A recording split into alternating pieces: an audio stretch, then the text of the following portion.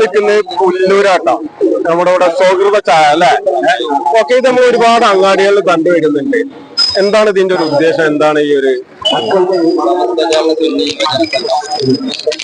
സമസ്ത കേരള സുന്നി ജനസംഘം SYSന്റെ 75ാം വാർഷികവുമായി ബന്ധപ്പെട്ട് 6000-ത്തിലധികം വരുന്ന യൂണിറ്റുകളിൽ ഇതുപോലുള്ള സൗഹൃദ ചായ നടക്കുന്നുണ്ട്. അതായത് പഴയ കാലങ്ങളിലുള്ള പല സംഗതികളും, അതായത് സൗഹൃദപരമായ സൗഹൃദ കൂട്ടായ്മകളും മതപരമായ കൂട്ടായ്മകളൊക്കെ ഉണ്ടായിരുന്നു.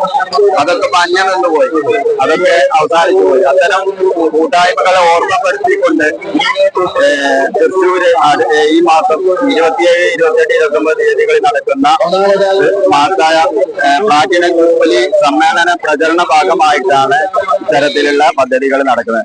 എല്ലാ തരത്തിലുള്ള ആർക്കും ഇവിടെ വന്നിട്ട് ചായ കഴിക്കാം, പലഹാരങ്ങൾ കഴിക്കാം. അതിനു വേണ്ടിയിട്ടുള്ള ഒരു പദ്ധതിയാണ്.